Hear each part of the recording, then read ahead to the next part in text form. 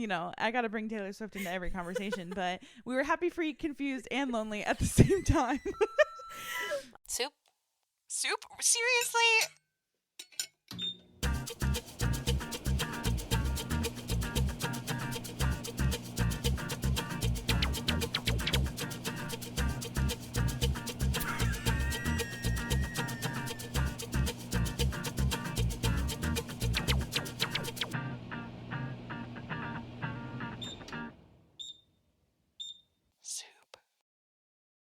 Well, welcome to Get welcome Soup. to Get Soup.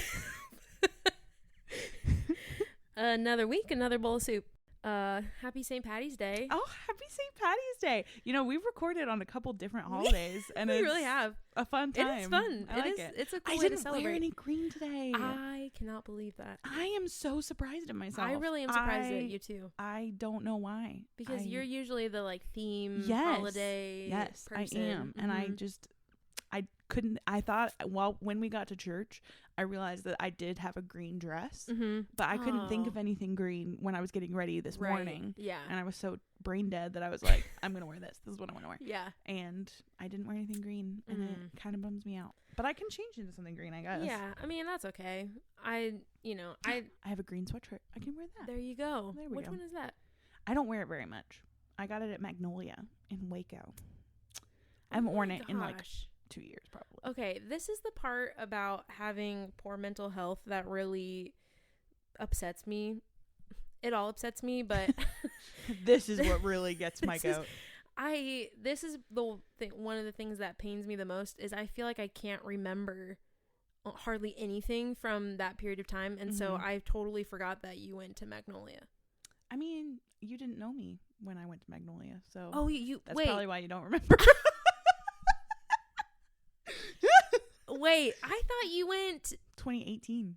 I thought you went last year though, or did you just talk about going? I've been wanting to go. Yes. I've been wanting to go to Celebration for like, oh my gosh, 3 years. So every year you've known me, I've probably talked about wanting to go. I just gaslit myself. But I've never, like you need to chill out a little bit, okay? That's what your biggest mental health issue is, really. It's like your inability to just chill. Just chill out, my guy. Just not immediately attack yourself.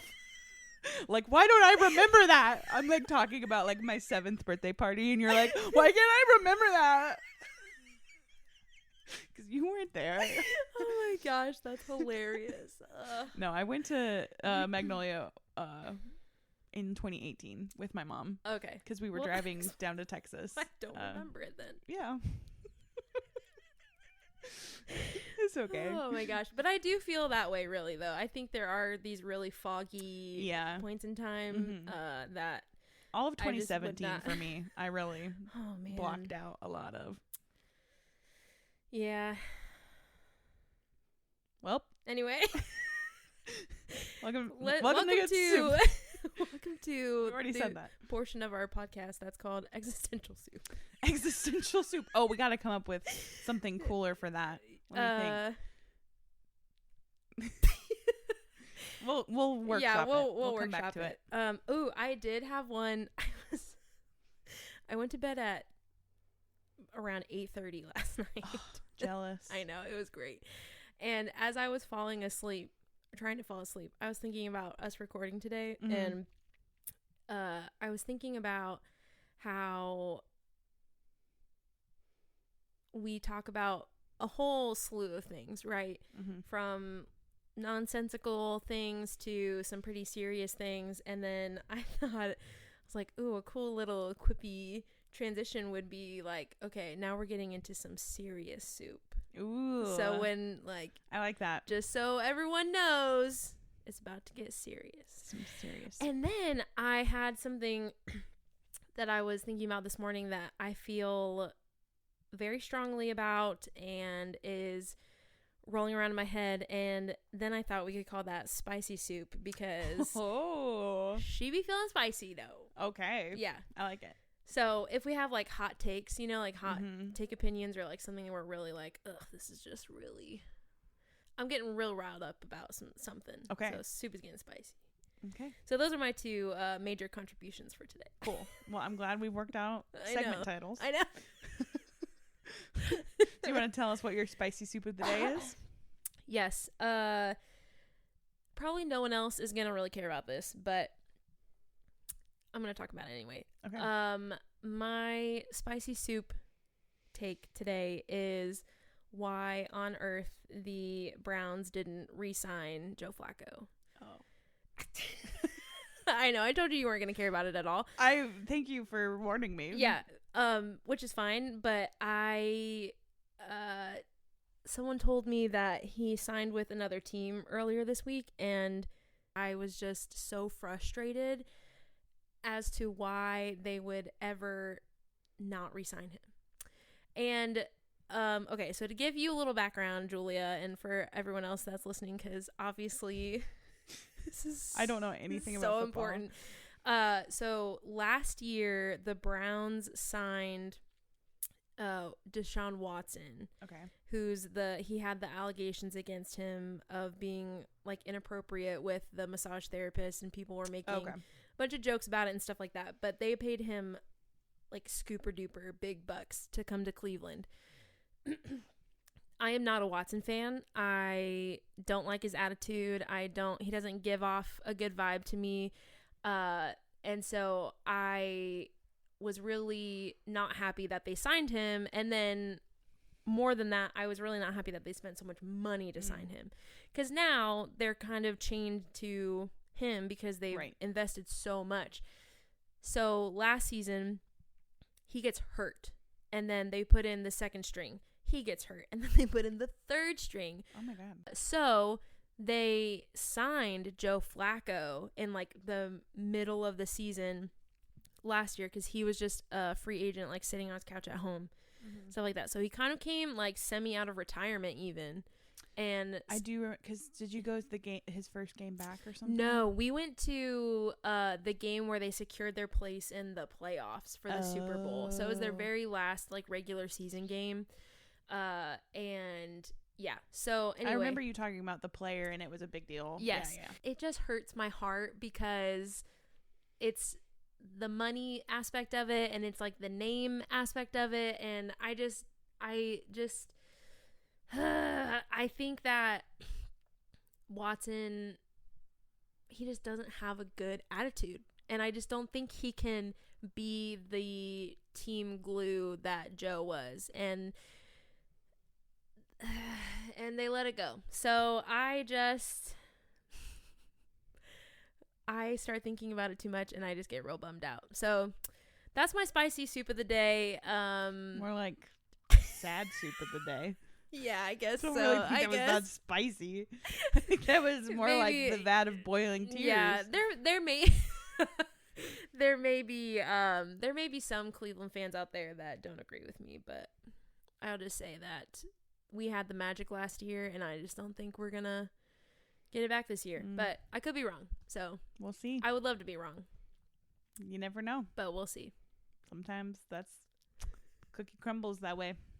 And that's the way the cookie crumbles. Do you know what I'm talking about? Anchorman? No, so close though, kind of. It's from Bruce Almighty. Dang it! Oh. So it is like a newscasty. You were pretty close with Anchorman, I feel like, in that respect. Yeah. But all right. Anyways, do you have anything else? Or do you have not anything else? We're not like and that's it. This has been good, salty, sad soup. Sporty soup. Sporty soup. Oh, that's fun. Maybe during the Brown season I can have a little sporty soup. Sporty soup. I like it. Okay. I do like. Oh, okay. Well, actually, this is actually perfect to lead into the other thing that I wanted to talk about. Okay. I was noticing how I've gotten much more invested in like what's going on with the players and what's going on with the team and stuff like that, and how my thought was, wow, what a waste of my like time and energy. Like, does this even matter? Like, you know, does this, because I was thinking about it in terms of, not to over spiritualize things, but here I go. Let's do it. Spiritual soup. Spiritual soup. I was thinking about like, man, think of the time I spend thinking about this stuff. If I spend it thinking about God or theology or whatever, like, that would be such a better use of my time.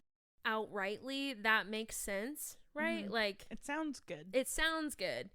And I think there is a balance to it, right? Like, you kind of do have to have, like, I think the piece of the pie for what you're investing in, like, your spiritual life should be probably greater than what you're investing for, like, hobbies or whatever you want, really, you know. But I don't think it's like a quote unquote waste of time to invest yourself in your hobbies and invest yourself in things that you're interested in. And I thought about last week at church, Tyler we were reading through this verse that I hadn't really ever heard before.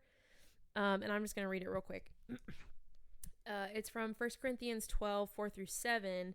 And it says, "Now there are varieties of gifts, but the same Spirit. And there are varieties of service, but the same Lord. And there are varieties of activities, but it is the same God who empowers them all in everyone. So to each is given the manifestation of the Spirit for the common good." I tend to have this very legalistic, works-minded approach to how I view my relationship with God and what I feel like it colors what I feel like God is expecting of me, or how he wants me to, like, quote unquote perform every day, when in reality he's kind of saying I'm in it all. So, like, yeah, like, some people just have different basically interests or different, like, I don't think calling is the right word, but people are pulled towards certain things more than others, and it's like all for the common good. So, like, if you want to learn about sports, because then you can, like, talk to other people about sports, and then who knows, like, sure. Well, if you fall down that loop of, like, what's worth my time and what's not, I mean, obviously it's good to be discerning and not waste your time actively on things that have no value. And I think that's different for different people. But, like, I mean, you could argue, like, I always think this whenever I'm struggling to, like, clean my house. I'm like, this has no point. It's not going to matter for eternity. It's just going to be dirty tomorrow. Like, there's just no point. And it's like, well, obviously there's a point to cleaning your house. How many hours of our, like, I just read this terrible statistic the other day, and I don't remember the exact numbers, so don't take my word as gospel. Yeah. But it's like, we spend, like, a good, like, 20 years of our lives sleeping. Yeah. And it's like, well, that feels like a waste. Like, why would I ever sleep again? Right. Like, you know, if I know. Yeah. And it's like, you spend this many hours, or you spend this many years of your life working. You spend a full year of your life in traffic, sitting in traffic, right? But it's like, okay, so you can either stop and be miserable about that, or you just accept that most of life is just mundane, doing things. So how do I allow God to come into those things instead of throwing them all out? You know, like, you can't just I mean, yeah, if we all thought that way, I would just go live in a field and just be like, nothing really matters, you know, because it's hard to, like, it's good to have an eternal perspective, but it's also, like, I think easy to slip into this, like, well, nothing really matters, because, like, nothing really does matter in light of eternity, but that doesn't mean that your life is meaningless or that your life is not worth investing in specific things. And so I think hobbies are great, and, like, I read a lot of books, and it's like, oh, I stare at mushed up trees that have been dried into paper and hallucinate for, 6 hours, whatever it is. Like, that seems like a waste of time, but I really love reading, and I do think it adds something to my life. But it's like, you could argue that, like, spending hours sitting in one place, imagining a story that didn't really happen or that did happen, it's like, well, this isn't productive for your life. Right. But I'm just getting defensive about reading now. But, well, I mean, it's just easy to argue either way. And so I think whatever you do it with all your heart. And well, that's funny, too, because that idea came into my head as well, of, like, whatever you do, like, love the Lord with all your heart, soul, and mind, and body. Is that part of it too? I think it's true. I actually said that on the podcast that I was on with my friend Amanda. Oh yeah. And we talked about therapy, and I said love the Lord with all your body, and that's not the verse. It's not. It's love the Lord with all your strength. Okay. And I think that can be applied. It's not strictly physical, but in my mind I was equating it with physicality, but it's not technically. And when I listen back to that part, I like cringe because I'm like, that's not the verse. I misquoted it. So if you happen to listen to this podcast and also have listened to that podcast, know that I said love the Lord with all your body as a quote from the Bible. That's not in the Bible. But I was equating love the Lord with all your strength as love the Lord with all your physical strength as well, with your body and with your physicality. And it's not like you're off base there. I mean, there are other scriptures that do point to I think like, the principle is body. I think the principle is godly. It bothers me that I misquoted the verse. No, okay, that makes sense. But yeah. Glad we're in agreement about that. But I think I just can tend to make God really small and think that he isn't pleased with me if I'm not just spending 100% of my time all the time focused on content that directly and expressly is about him or acknowledging him or learning about him or what. And it's like, okay, but then I thought, okay, well, like God created the people that created football. Like, okay, I know. And this is like, no, but it's true. But it's true. And it's like, and people have experiences that are very meaningful for their life through football. Like, it's because it's like, it's not really about the activity itself. It's about the people that are involved, right? And I don't know. I think I can just get very legalistic in like, if this is not expressly religious praising the Lord, then I shouldn't want it, or I shouldn't invest in it, and I shouldn't give my time to it, because that equals a waste of time. When in reality, it's like, actually, I don't think I think there are a lot of things that we can put time and investment into that God can actually just teach us through our investment in those things. And like, to think that he's only in these expressly religious things is just, well, even just things that we've decided are expressly religious, you know, like that's religion true. Itself is a human construct, you know, like God and spirituality are, we believe, because we're believers of, you know, like things that exist, but like religion, like so many of the things are human created, like it's not God mandated. I read this book. It was Ginger Duggar's memoir. I don't know if any of y'all know who Ginger Duggar is or if you care about reading her memoir, but she grew up in a very strict religious household, and she had written in her book about how she had so much anxiety as a child because her siblings would all be like playing a game, and she was like, I want to play this game, but I feel like I need to be like reading my Bible or doing something like you know, expressly. Exactly what you're saying. And it took her kind of, not just that thing specifically, that was just an example, but it took her leaving that kind of religious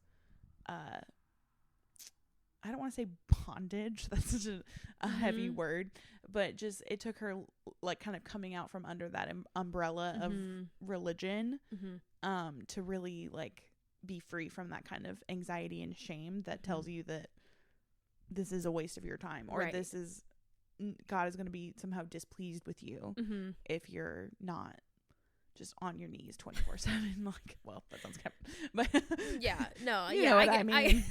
I get what you're saying. We all been there. We've all felt it. No, and I think that's really true, because even I think it's really easy for us as humans to look at the outwardly things that we've deemed, oh, this is a representation of someone's heart.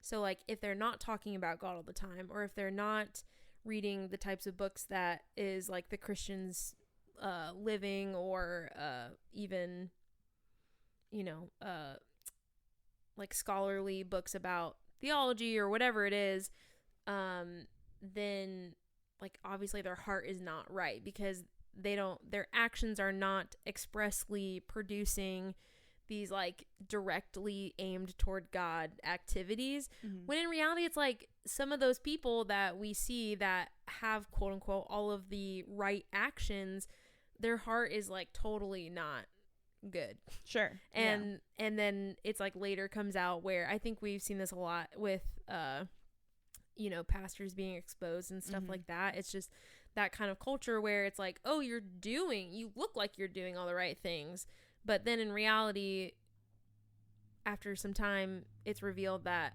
like, oh, that's actually not, something was not communicating there, and the heart and the mind and what you're saying and what you're doing are actually different things. And well, it's so much easier to break God down into a box that we can check off.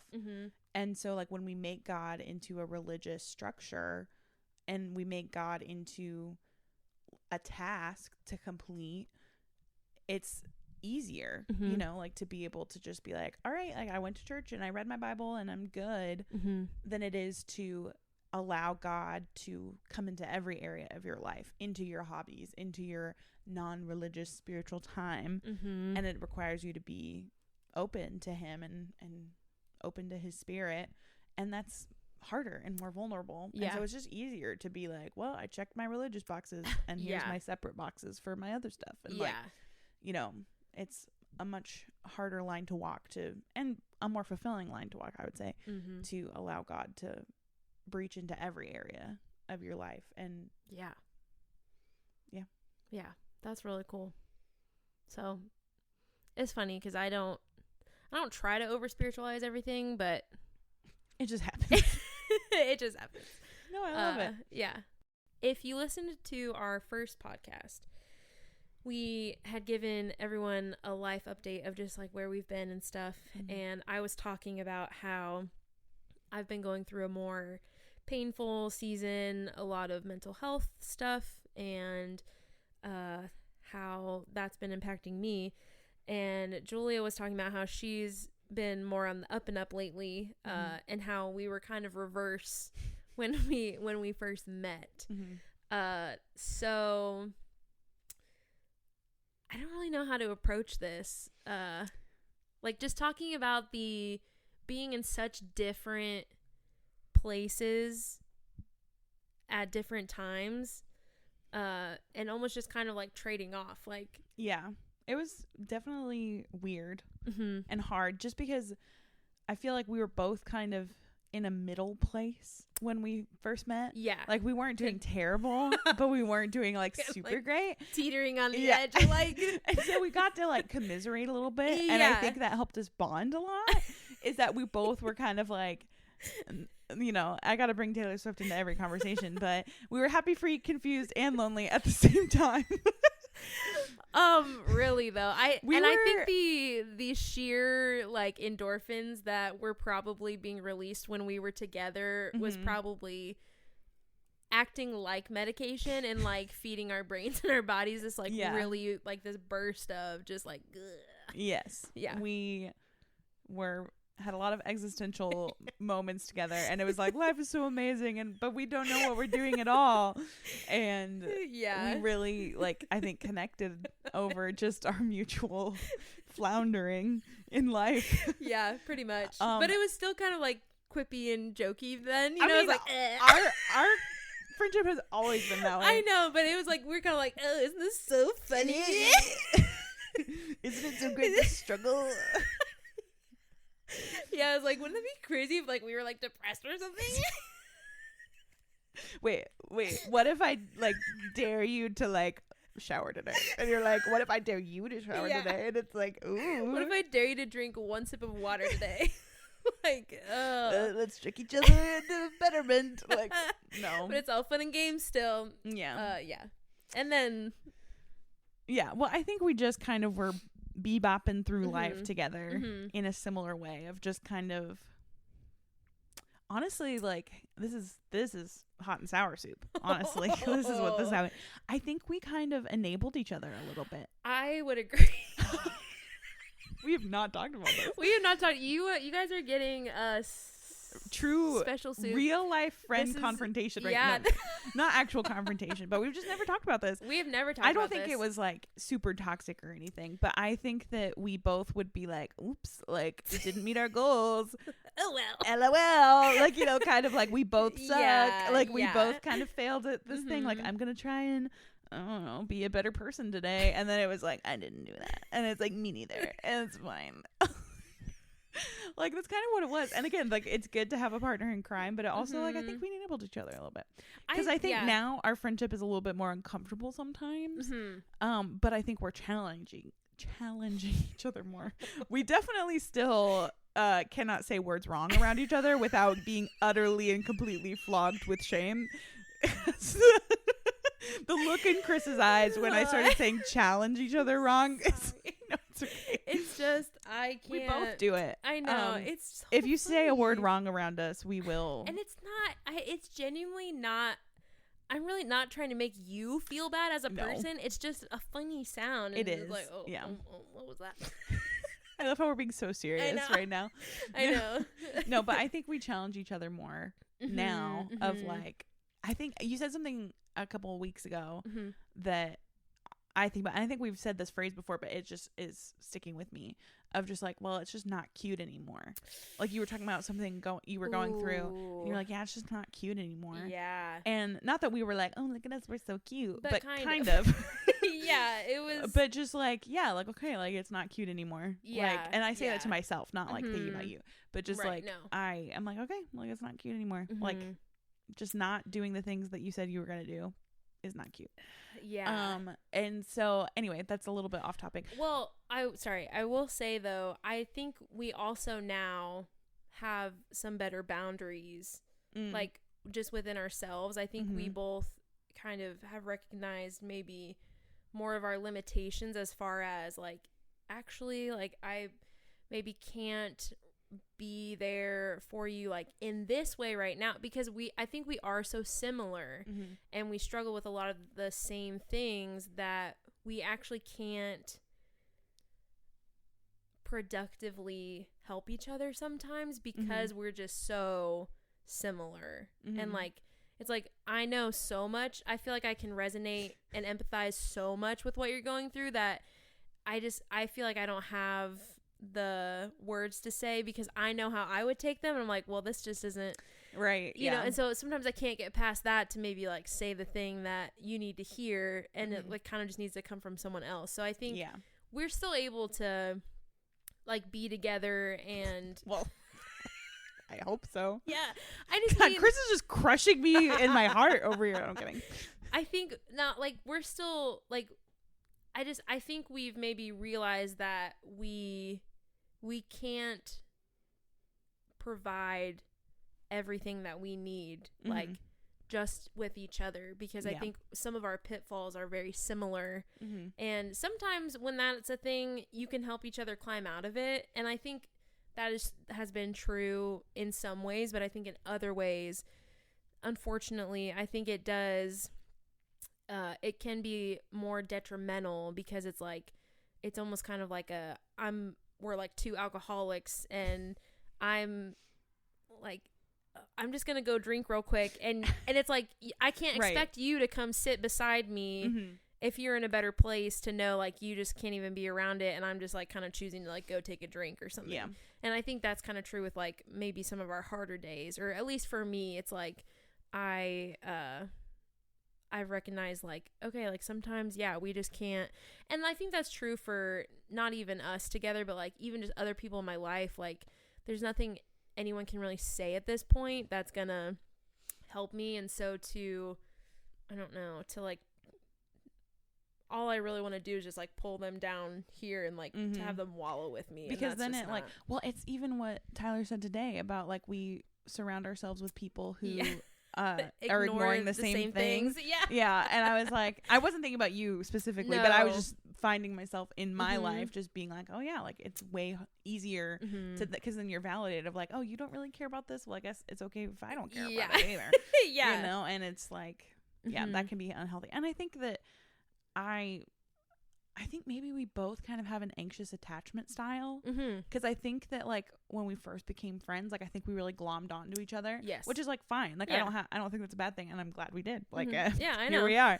But I do think like it's okay for that to like be different, just because like you were saying, like we can't be everything to each other all the time, and that's like okay and perfectly healthy, and it doesn't make us less of friends or less of best friends, you know, because like I think we both have had that fear of like, are we gonna be each other's like best friends if we're not constantly like meeting all those needs?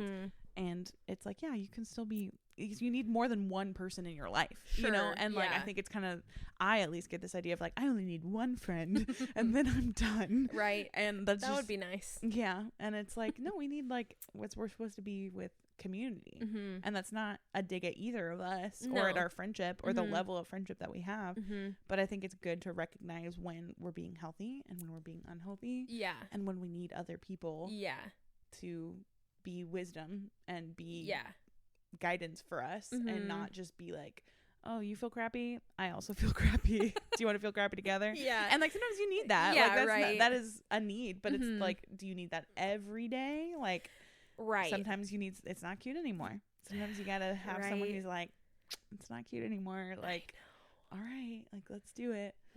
And that's okay.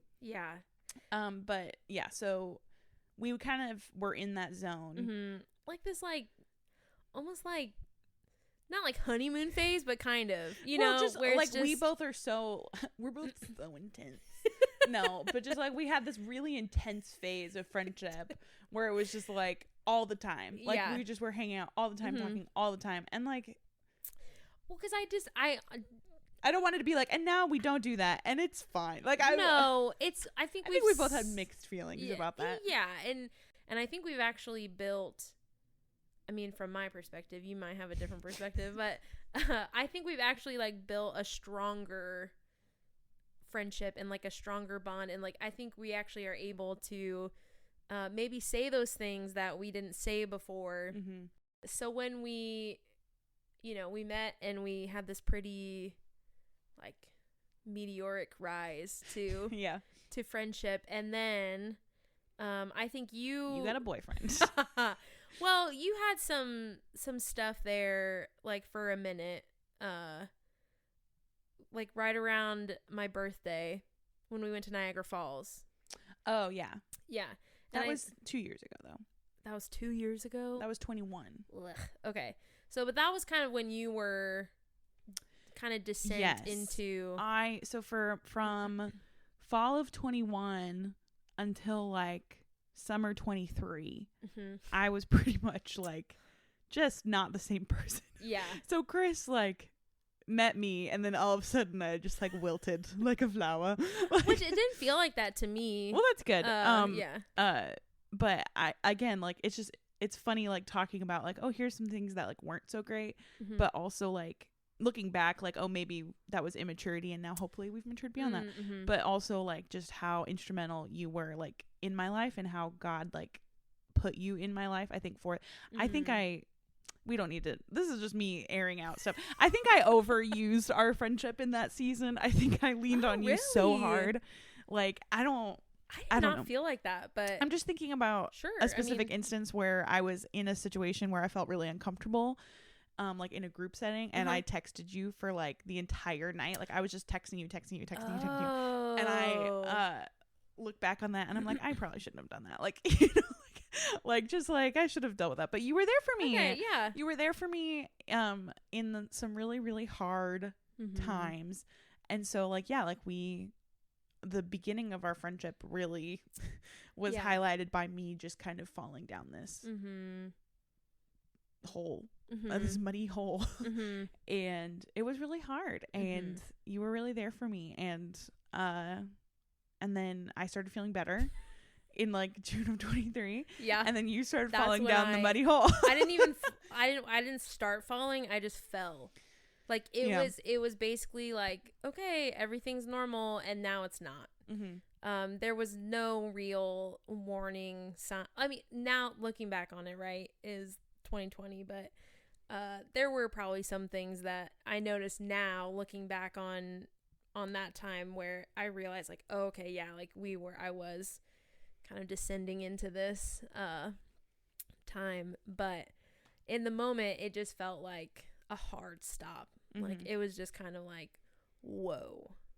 I mean, like, yes, I do think it was a descent, but from the outside it felt pretty like abrupt. Yeah. it honestly, it kind of felt like I was walking along and then I just like ran into this glass door. Yeah. And it was like, what the heck? And then I kind of kept just like, I don't see anything, so I'm just gonna keep, and I kind of keep running into this thing and running into, and then it's like, okay. That's so funny because that's how I also felt. With me? Yeah, like watching you do that. Like it felt like I again, I hope we're I'm just throwing out these bombs and being like, is this okay? Is this okay?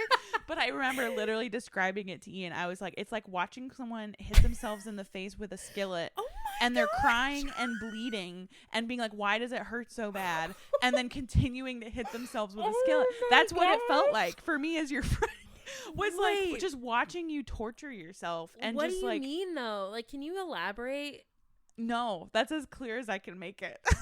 Well, I just remember telling him like being like you're not like trying to like downplay it for the podcast. No, this is literally exactly what I said to him. I would like, we were talking about you and just like things. Yeah. And I was like, this was like in the summer, probably late summer. Yeah. And I was like, it's like sitting in a room and watching her hit herself in the face with a cast iron skillet. And she's crying and bleeding and is like, what's wrong? Why is it hurting so bad? And then continuing to hit herself in the face with the skillet. And that's how I described the experience to my husband of just like that's horrible. But just mine was much grosser than yours. But like, I feel really bad for you. That's the whole point. No, but it's like, but I like that one too. Like we're just walking along and you just hit this, and so I'm like turning around, like, "Hey, Chris, are you coming?" And you're just like, "Yeah, I'll be there in a second."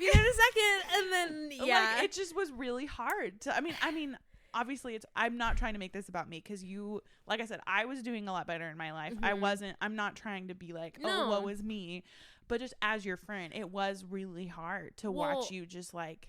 Yeah. I'm not saying like, oh, it was all like, that makes it sound like you had the power to just stop hitting yourself in the face with a skillet. Like, it's not that automatic. No, but I get what you're saying. It just was really hard to just like, sort of lose you in a sense because you were busier with your boyfriend and hanging out, which is like to be expected. Like, that's all great and fine and good. But then also when we would talk, it was always really, really bad. Yeah. Like, how are you? The update was always, I'm bad. He was never unhealthy for me. Yeah. He was never the problem. He just unfortunately was like a conduit to reveal the issues I was having interpersonally.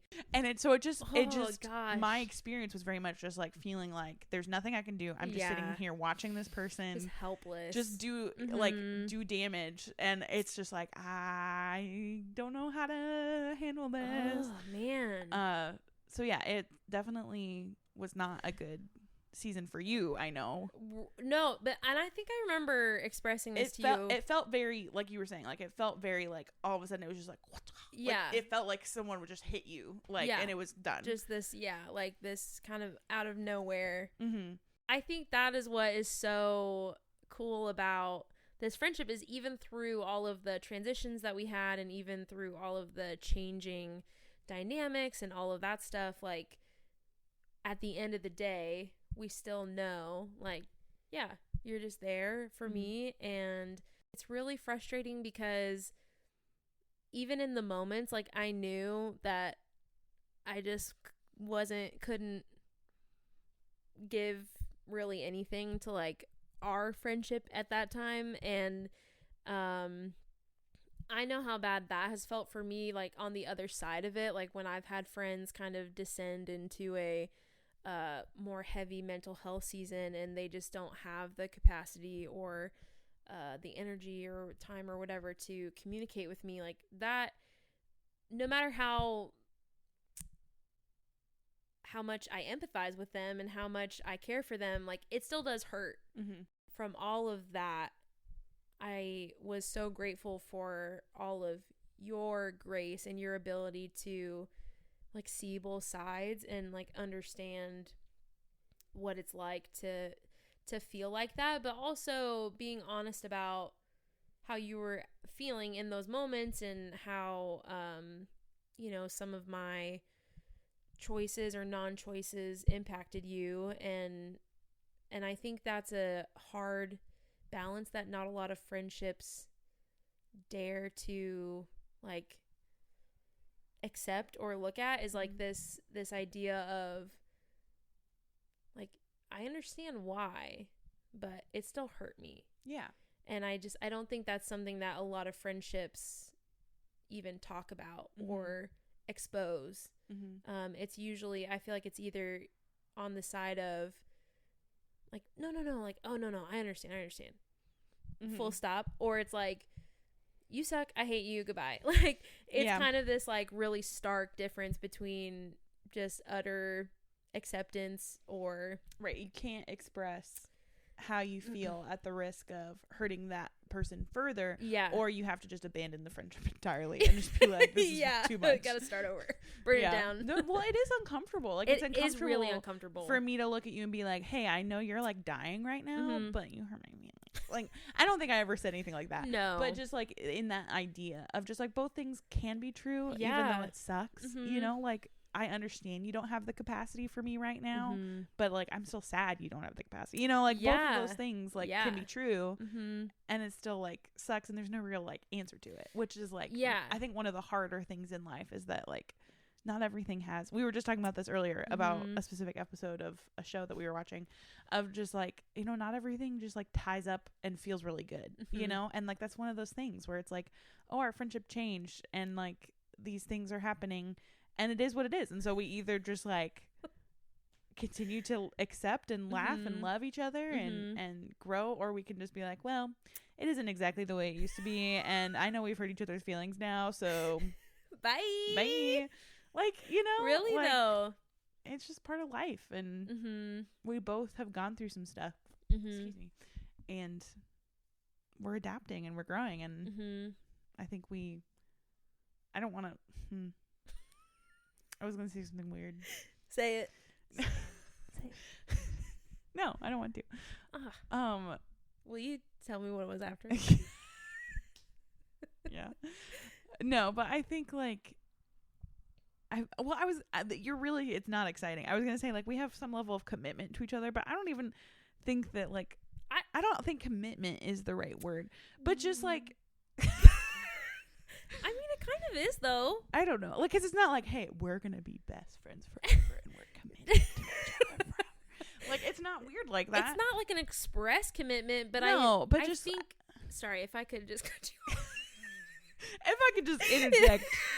I think what you're trying to say is. Yeah, let me tell you what you're trying to say. No, please Which do. is, I think in each of us individually, we have made a commitment to ourselves to be a certain type of friend, right? Like, we strive to be a certain type of friend to somebody because it's the type of friend that we would want. And I think our commitment to that value or that characteristic in both of us aligns and then creates this sort of commitment, that quote unquote commitment to each other, because it does, like, you could have during this time where I like got this boyfriend and then classic situation. But it was way more than just the like, oh, I'm so in love, I'm just so distracted. Well, that was like, just to be for real, we can cut this part out. Yeah. But that was the hardest part, was like, I'm like, when we were friends and you were single, I was like, oh, someday Chris is gonna get a boyfriend and things are gonna be different, but it'll be okay, and like we'll get through it, because I just assumed that when you get a boyfriend and we stopped hanging out so much, you'd be like just so unhappy and in love and just glowing all the time that it's like you didn't have time for me, and it's like, that would be great, but it was like, no, I got all of the bad parts of you just like having a boyfriend, and then every time we did talk, you're like, I am the worst I've ever been. I'm so sad and tired. And it was like that's literally how I felt in our first I was like it just was, you could cut that whole part out. No, it's fine. But it was just, well, but that's what I'm saying is like you could have easily been like, whoa, I'm out. Like, you could have easily just kind of like faded into the background. I don't think I could have done it that easily. Done a slow goodbye, like just kind of let it die almost, you know, because you have hurt feelings, or you don't, you know, this whole situation is really confusing, so it's like, I just don't understand that, so like I'm not even gonna try to deal with that. But that's not what you did. I mean, you know, and I think during that time we had some conversations, some pretty honest conversations, and periodically throughout it all. And I think that commitment of like, well, I trust the God that she trusts, and I value our friendship so much that like this is just a transition I'm willing to give room for and give grace for. And like, what else is there in relationships? Because that's like all relationships are, is a time of getting close, and then a time of kind of like growing, stretching, and testing, and then a time of growing close, and then so yeah, I mean, I 100% think it is you do have to have a certain level of commitment to a friend if you're gonna see them through times like that. For sure. Yeah, but I get how that maybe sounds a little like, well, I just didn't want it to seem like we had like signed a certificate or something. A blood oath. We drank each other's blood. Ew, no. Grody. Oh my god. Never. I'm sorry. I would never drink your blood. Wouldn't want you to. You would not be the friend that I have made. True friends. I felt so silly putting that on our Instagram post, loved but it though. It was so cute. I loved it. It was great. Yeah. Follow us on Instagram. Yeah. Get Soup Pod. This was a different episode. I feel like we know. really we're like, this is what the podcast is gonna be, crazy and like all over the place. And now we're like, let's get serious about our friendship. Now that we've hooked our audience, let's hit them upside the head with some, you know, us just talking about us for an hour. No, but I think it's really pertinent. I think, well, I just hear people talking so much about like how hard it is to make friends in your 20s. Yeah. Which I have experienced a little bit of. I unfortunately just don't have the desire to really make a lot of friends. I'm working on that. I don't think that's a healthy thing. I'm not saying that like I am grossly like antisocial and I hate it. So I'm working on it. Okay. But I don't think you're that bad. Okay. Never mind. It's hard to make friends in your 20s. I do think it's hard to make friends, but it's also hard to keep friends. Like, because stuff like this happens. Like, you know, like life is going to happen. You're going to grow and you're going to change. Eventually, like we've talked about this before, like in my mind's eye, this is not something I'm going to plan my life around. Don't worry, weird people out there. But like, I've always thought it would be great if like around the time you got married, I had my first baby. Just because like, you know, like life transitions are really hard. And it's like, if we both have a life transition, maybe that somehow makes it easier. Actually, when I'm saying it out loud, it doesn't make as much sense. But like, you know, like people get boyfriends, people have babies, people move, like life just happens, and it's hard to maintain friendships. And sometimes like it's okay to like move on and appreciate a friendship for what it was and let it go. But then there's sometimes like there are friends that you have to weather some stuff with, and like that's okay. And it's okay if your friendship changes, or if you're not like the end all be all. Well, that sounds weird, but like if you're not, just like you were saying, like if you have other friends in your life who are meeting needs that maybe like your best friend, like, and now that makes it sound like I'm just like, if your best friend is just like really terrible and like, okay. No, but just like, I think we have grown in that area of just like being able to be flexible with each other. And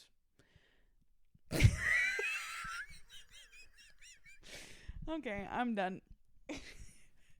I was gonna try so hard not to make that a thing, and then you gave me the little side eye, and I could not. I just can't. I'm done. Cut the cameras. Cut the cameras. Oh my goodness. No, I get what you're saying though. Can you just cut that whole part out, please? Like just that, even just Maybe, me saying all that stuff about best friends. And that. You can just cut that whole thing out. No. I think this is something I really think it would benefit you. Oh God. I know. I'm sorry. To resist some of the urge to immediately after you get done saying a thought to say that it's not a good thought or that it's I'm the worst. I'm sorry. No, not because I'm not sorry. I'm just kidding. That was for funniness. No, I am notoriously bad for that. It's not. It's part of that thing where you can kind of see someone harming. Not like okay, that sounds really dramatic. Guys, I'm turning to the audience, turning away from Chris. Okay, audience, it's just me and you now. Chris isn't here anymore. No, but I am like more than. Like, you have told me this, but, like, I've heard this from multiple other people, that's, like, my thing. Is that I apologize for myself and what I'm saying, like, way too much. And I don't know I feel like since people have told me that, it's gotten worse. I feel like I'm even more insecure now about the things that I'm saying. I mean, it's not even the fact that you verbally do it. It's like what you were talking to me about after you got done filming the podcast with Amanda, you immediately went into this thought spiral of, oh, like nothing I said made any sense. Nothing I said had any value. I just said a bunch of stuff that doesn't, like, no one is going to get anything out of this. Like, we should just re-record the whole thing. When in reality, I got so much out of it, and I talked to another friend of ours who she got so much out of it, and we were both adamantly saying how cool it was and how edifying it was and just how encouraging it was. And I think that it's that like frustratingly like if you would just put the freaking skillet down, seriously, that you made me feel a little better. That is kind of your skillet, you know, like it's my skillet. It's your skillet. Yeah. It's like you say these super wise, like really challenging things that just cut, like you just thread this needle with your words that is, I don't I'm a snake. Ooh, I'm a little snake. Sorry, this is me not knowing how to take a compliment.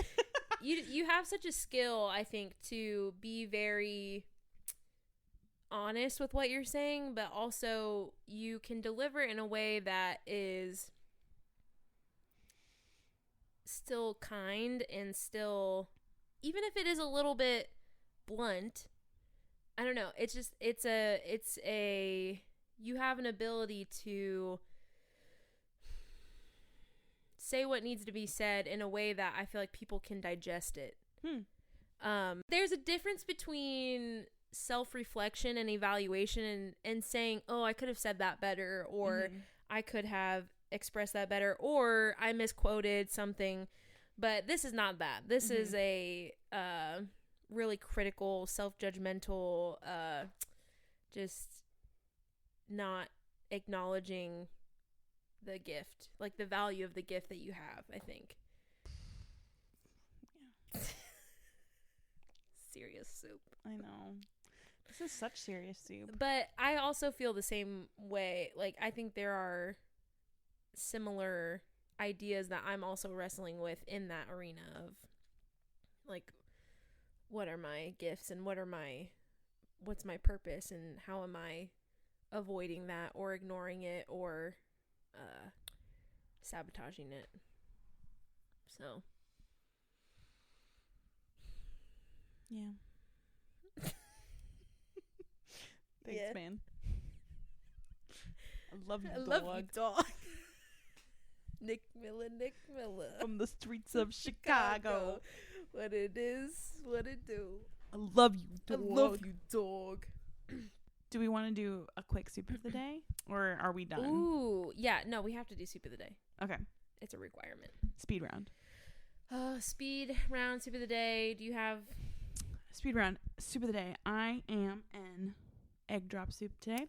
Ooh. I love egg drop soup. I think that's controversial, but I absolutely love egg drop soup. Interesting. It's controversial, I guess, because Ian doesn't like it. So it's controversial within the two of us. Seems like a no-brainer to me. But yeah, I'm feeling pretty good. I'm feeling simple. I'm feeling kind of pared back a little bit, but I'm feeling like satisfying. and just like, yeah, like this is good soup. Good soup. I know last week I said SpaghettiOs with meatballs. This week I'm feeling like room temperature SpaghettiOs with meatballs. The SpaghettiOs from last week have sat out for a while. Yeah, the meatballs are gone. Yeah, and it's just kind of room temp, and it's like I'll still eat this. It's missing some of the excitement that it had last week, but still doing all right. Yeah. So yeah. Nice. Yeah. All right. Well, this has been good soup. Hopefully you're sticking with us. Yeah. Our upload schedule is on Fridays. Yes. Last week, we mentioned this at the beginning of the episode, but we ended up dropping 2 episodes in 1 week. Did we mention that? I don't know. I think we talked about it. Okay. Well, we did do that, but from now on, it's Fridays. Fridays, baby. At noon. Sure. We're making it up as we go along. Maybe a little earlier. Earlier? Well, because I'm thinking for morning commutes. Right. I don't know. That's when I listen to. Mondays at like 7? No. Sorry, Fridays at 7. Yeah, Fridays at 7. Fridays at 7. So anyway. Our official schedule is Friday mornings. So be on the lookout for a new pod every Friday. Good Soup Friday. Yeah. All right. All right. See you later. See ya.